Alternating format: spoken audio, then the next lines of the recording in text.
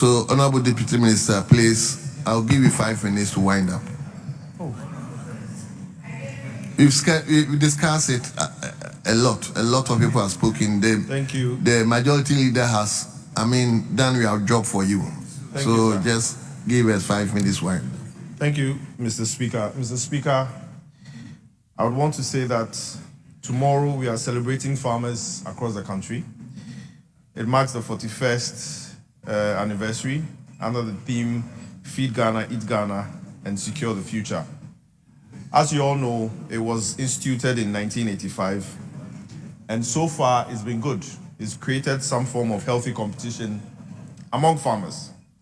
But one thing is important, that farmers are indeed happy. Farmers across the country are happy. One, because we are instituting the Farmers Service Center. 2, because we are improving our irrigation. 3, because we are giving money to the buffer stock to buy the excesses from them. 4, we are establishing processing factories across the country. And 5, with the implementation and the launch of the Nkukon Kitenkete, we are making sure that poultry becomes easy and affordable to most Ghanaians across the country. One of my colleagues said Galamsey is an issue, but I've never seen any government more committed to fighting Galamsey than this NDC government. Currently, we have distributed over 1,000 water pumps seized from these Galamsey sites, and all these water pumps have been taken to non-Galamsey areas where they are using it for irrigation. Wow. And so when we hear that the farmers are not happy, I beg to differ. Yes. Lastly, Mr. Speaker, what I would want to say is that this whole week I've been in Ho, and it's incredible to see the amount of work that some of these universities have presented, especially their research work. And what we need to do, as a matter of fact, is to be able to bridge the gap between some of these research work and then the business community. And it is very important that when you come there tomorrow, you see the amazing work that some of these Ghanaian universities are turning out. In conclusion, I would like to make some certain remarks. One, I think that each politician here, whether you are elected or appointed, you should be able to own a farm or a processing center. I think that would be very important. The second one is that I think it's about time that Parliament itself has a farm. We should be able to institute a farm, a parliamentary farm, that will become the model for most of us. The third one is that we should be able to institute district farms across the country, so that in fact, all these district assemblies will be able to own farms and own processing centers. In conclusion, I would like to say that indeed the farmers are happy. Everyone is happy with the President, His Excellency John Dramani Mahama. Everyone is happy with the majority, which is the NDC government. And they are looking forward to the next 3 years, where we'll make sure that farming becomes easy, accessible, affordable, and making sure that food is indeed on the table for everybody. On this note, I would want to wish all the farmers a happy Farmers' Day, and also encourage households to be able to set up their farms so that they would have some backyard farming to do. And I'm also inviting each and every one of you to Ho. When you come, I'll make sure I'll take good care of you. Thank you so much. And God bless you. Thank you very much. Honorable members,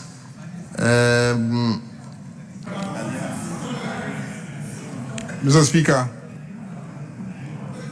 I think that on an occasion like this, all of us in this chamber and Ghanaians must recognize and pay tribute to the effort of our farmers. Indeed, the National Farmers' Day was instituted to encourage people to go into farming and to recognize the effort of all those who went into farming, and to appreciate the fact that it is through them that we can create the food that this country needs. Mr. Speaker, I don't know if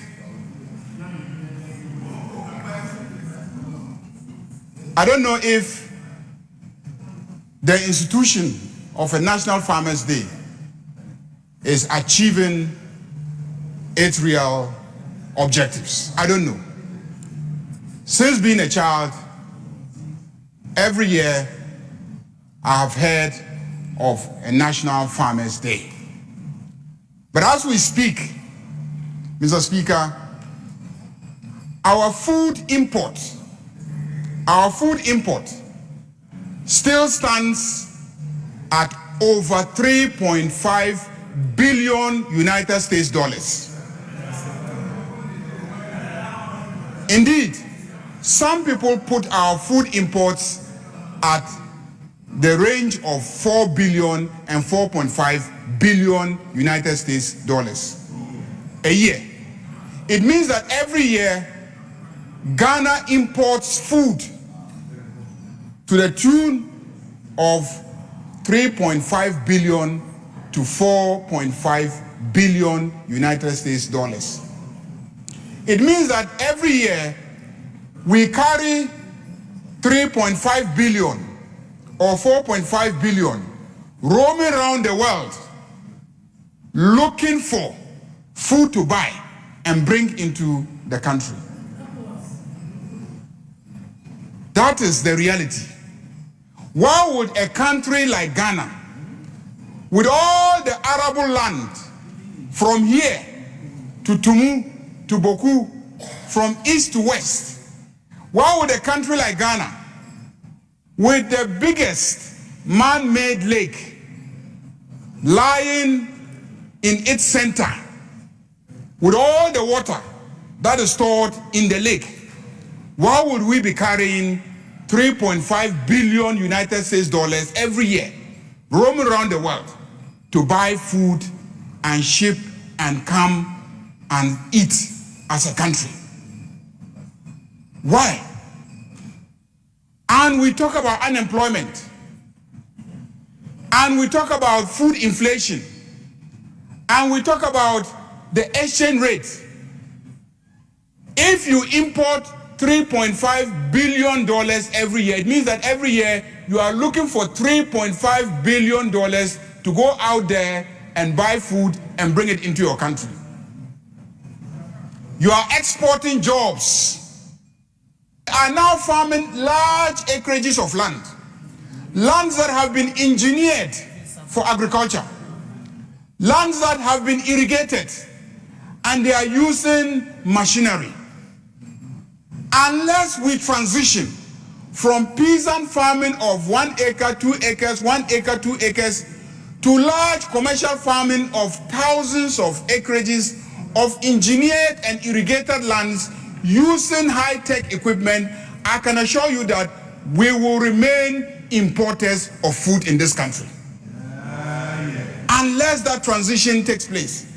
I just heard my colleague, the Deputy Minister, urge us to eat made in Ghana rice, and that we should not eat perfumed rice. Why should we not eat perfumed rice?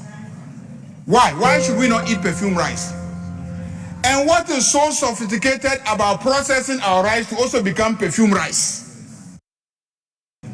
If the taste of Ghanaians is perfumed rice, why shouldn't we process our rice to also become perfumed rice? It is a processing issue. So let us do that.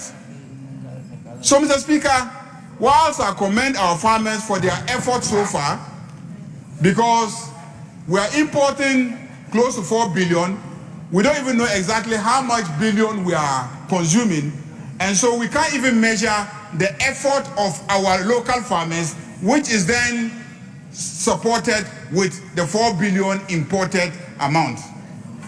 So we commend them highly for their efforts so far, but government policy must shift and start focusing on large-scale commercial farming. Government policy must shift and start focusing on irrigation. Government policy must shift and start focusing on mechanization. And we must understand that farming is an engineering exercise. If we are constructing roads, we must also construct farmlands. If we are constructing roads, we must construct farmlands. Because you cannot expect the graduates of SSS today to pick cutlasses and pickaxes and go and clear land using manpower so that they can farm. Just as we must engineer our roads, we must also engineer our farms. Mr. Speaker, the Northern Caucus, the members of parliament who are members of the Northern Caucus, we took a conscious decision that we must transform the northern half of this country into the food basket of the country.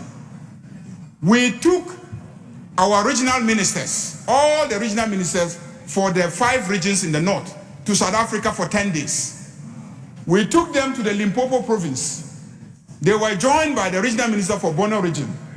And they went from one commercial farm to one commercial farm. And they saw how commercial farming is a job creation mechanism. We visited a farm in Limpopo province. The farmers indicated, the owner of the farm said, he has a 1,000-acre farm. He has 200 permanent workers. And during the season, he has 1,000 workers. We are talking about youth unemployment. Farming is a major opportunity, a low-hanging fruit for us to create jobs. If we clear the lands, if we irrigate the lands, and we support with mechanization, we have the potential to produce and export. Whilst we're in South Africa, Mr. Speaker, we went to a maize farm. When we asked them how much was 1 kilo of maize in South Africa, I think they were selling it for about $100. And one of the ministers is a farmer in Ghana, and he then revealed that we were selling our maize at about $250 per ton. Can you imagine the vast difference? That is why when government introduces a policy to support farmers and says school feeding program, buy locally produced food, if you give the contract to a businessman, he will just cut the corner and go to South Africa, buy the thing at $100, even with the cost of logistics, he will get here at $150 and he will still make $100 on it. And you can't blame the businessman. So we need to find ways of making sure that we reduce all the lands that are lying here waste. The last point, Mr. Speaker, I want to make. It is ridiculous. And I met a Chinese farmer and he laughed at me and said, when you import $4 billion worth of food, do you know what you are doing? I said, no. So you are importing $4 billion worth of water. That you are importing $4 billion worth of water. Because the food is, you drop 1 grain of maize on the ground. Okay? It is water that it keeps drawing on with some chemicals and grow, the stem will grow and start, supporting the, what do you call it? The crop, which then has, so 1 grain will now produce 1,000, grains of rice. It's just a function of water. So how can a country that has the biggest man-made lake lying there with the white voter, black voter, and now, all the other OT, all the other rivers that descend from the top, from the east, from the west, into the Volta. You have all these streams, and you cannot irrigate your country and feed yourself, and you are importing $4 billion worth of food. That is why today, which marks tomorrow, which is the National Farmers' Day, I chose to come and speak to draw attention to something that I think is pathetic. That as a country, very sad, that as a country, we are importing. As far back as 1963, when Nkrumah developed his 7-year development plan, Leader. In that 7-year development plan, Mr. Leader, Speaker, your presentation is too sweet, but I'm winding up, Mr. Speaker. As far back as 1963, when Nkrumah developed his 7-year development plan and constructed the Akosombo Dam, he indicated when he was addressing Parliament that there are 2 reasons why the Akosombo Dam is being constructed. One is for hydroelectric power. 2 is for agro-based industrialization.